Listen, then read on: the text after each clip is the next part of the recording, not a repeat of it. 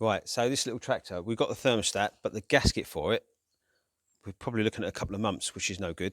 Can't have the tractor off the road that long. So we're going to make one. There's advantages to that, is you can make as many as you like.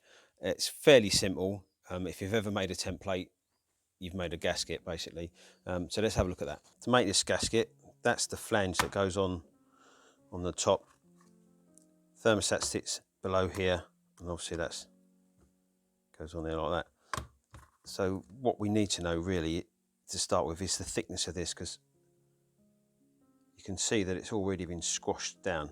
What we don't want to do is put one in there that's too thin. Parts of it are missing, obviously, where bits of it stuck to the block and to here.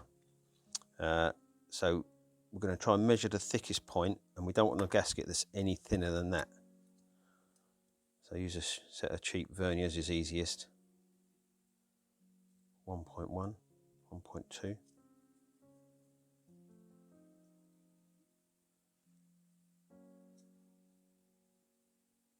So 1.2 really, if we've got it now. In the past, I've used manila envelopes, document wallets in an emergency. Not really suited for high pressure situations, but something like a carb flange, or if you really are in dire straits, I've done it in the past and it's worked out all right. But so I've got this gasket paper. This is oil and water resistant, I believe. There's a couple of thicknesses here. It doesn't tell me how thick they are, but that's not a problem. But also what I got is I've got a set of these punches. In the past, I've struggled with a craft knife to try and cut the bolt holes, but I went mad, and theoretically now, once we've got the right size, we'll just literally hammer the hole quicker and a bit more precise. So there's an 8mm. I'm guessing that's what that's going to be. Yeah, look at that, 8mm. So that should punch a nice round hole. What we need to do now is find the right size paper. I think we can rule that one out, and probably that one, because it's a bit way too thin. This might be, no, that one. There we go. That's our 1mm, because this one here is massive, 1.6. So we won't be using that one. So we have a winner. All right, so now we know the thickness of our paper. All we've got to do now is trace around this. All right, so clean the gasket, get any rough edges off, because you're going to be drawing around it. You don't want any of this on there. And then trying to make this most efficient use of this paper. Get it right near the edge. Ideally, if this is like had a 90-degree end, you could stick it right in there, but I'll use one straight edge, saves me cutting it. And then literally, nice sharp pencil, because we want to get into the groove there. And then just literally draw around it. I told you it was easy, didn't I?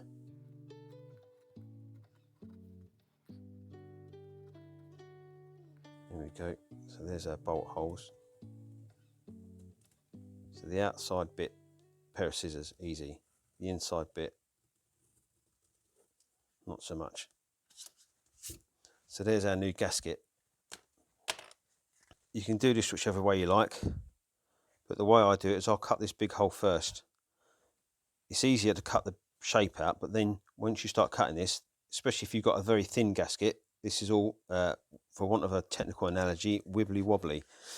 So it's a lot easier, there's a bit more strength to it to manhandle this thing while it's in one big piece. And if you can, do it one and done, but what we don't want to do is have an awful hole, because obviously our thermostat's going to sit in here and we don't want it failing on the gasket. It should be all right.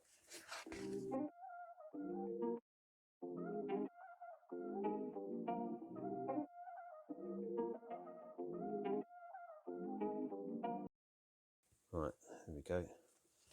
See, easy, not too bad. Now, see what I mean? If we'd have cut this first, this will all be wobbly. So now I'm going to cut this out. Pair of scissors. It's quite thick, this paper, and it's obviously got some sort of treatment on it to make it oil and water resistant.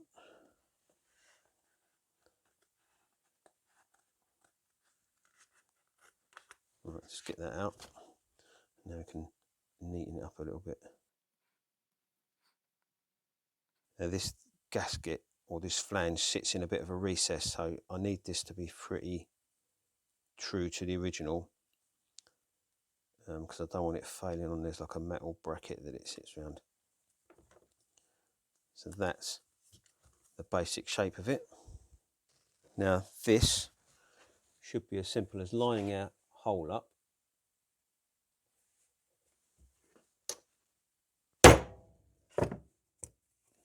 Oh yeah, she goes down.